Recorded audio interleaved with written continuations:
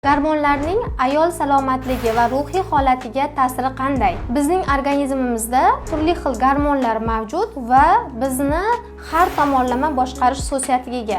Bizning kayfiyatimiz, bizning ozg'in semizligimiz, bizdagi ishtaha ham hattoki gormonlarga bog'liq holat hisoblanadi. Misol uchun aytib o'tamiz. Agar bizda ayollik gormoni, estrogen, progesteron gormonlar darajasi pasayadigan bo'lsa va testosteron gormoni oshadigan bo'lsa, biz o'zimizni ayoldek emas, balki o'g'il boladek, erkaklardek his qilishni boshlaymiz. Yoki yana bitta misol, agar bizda insulin gormoni me'yordan yuqori darajada bo'ladigan bo'lsa, bu bizda ovqatga bo'lgan munosabatning o'zgarishiga, ayniqsa shirinliklarga bo'lgan talabning oshishiga sabab bo'ladi.